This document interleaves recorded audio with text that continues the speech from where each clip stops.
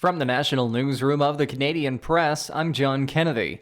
An Egyptian official says ceasefire negotiations for the Israel-Hamas war will resume today. U.S. President Joe Biden has sent the director of the CIA to Egypt, and Hamas says its delegation will be joining the talks. It comes as the UN says it's gained access to Gaza's largest hospital, Shifa, after the Israeli Defense Forces pulled out of the area after a raid in search of Hamas operatives. Dr. Adil Saparbakov of the World Health Organization says the emergency room has been completely destroyed. Total destruction everywhere, and the most important, there's a smell of sewage and of the rotten bodies around me. Israel blames Hamas for civilian deaths in Gaza, accusing it of operating within residential communities and public areas like hospitals. Nova Scotia's progressive conservative premier has joined a call from other leaders across the country in asking for the federal carbon tax to be scrapped. Tim Houston took to social media to share a letter he wrote to Justin Trudeau, in which he called for the Prime Minister to host a meeting and discuss carbon pricing. Houston says he asked for the meeting to eliminate the carbon tax in an effort to make life more affordable for all Canadians. 6 premiers have now called on Trudeau for a First Minister's meeting about carbon pricing. Saskatchewan's Education Minister Jeremy Cockrell says he's disappointed in the latest job action by the province's teachers. Cockrell says the current round of bargaining between teachers' union and the province has been more about the union getting control than actual solutions in the classroom. The union says it's getting nowhere with the province on a draft memorandum of understanding in their ongoing labor dispute. STF President Samantha Bicot says the teachers won't be available for students outside of regular school hours and won't volunteer for lunchtime supervision until a deal can be struck. The provincial legislator representing a Northern Ontario riding where a First Nation band office burned down says it is a huge loss for the community.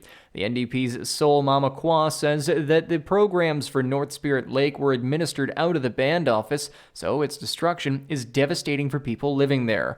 Police are investigating the early morning fire as well as one at a nearby abandoned home. No injuries were reported, but both buildings are considered a total loss due to the extensive damage. The path of totality for tomorrow's eclipse will go through much of Texas, but in the south, they've opted to head north based on weather reports saying that it'll be overcast.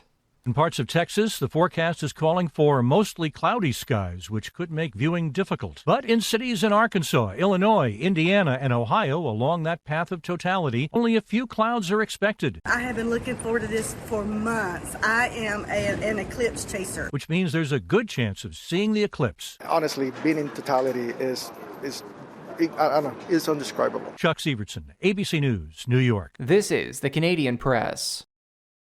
In sports, Evan Bouchard scored the go-ahead goal 10 minutes 36 seconds into the third period, and the Edmonton Oilers kept on rolling with a 4-2 victory over the Calgary Flames.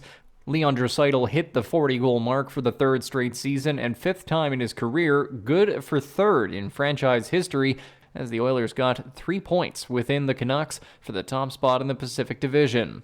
Aaron Judge, Giancarlo Stanton, and Anthony Rizzo homered, and the New York Yankees chased Kevin Gausman in the second inning in a 9-8 victory over the Toronto Blue Jays. Canada's Jamal Murray returned to the Denver Nuggets' lineup after a 7-game absence with a strained right knee and scored 16 points over 21 minutes in a 142-110 clobbering of the Atlanta Hawks. Nikola Jokic recorded his 25th triple-double of the season, propelling the Nuggets into sole possession of first place in the Western Conference. From the Canadian Press, I'm John Kennedy. Thanks for listening. Don't forget to follow and subscribe. For more of today's top stories, visit thecanadianpressnews.ca.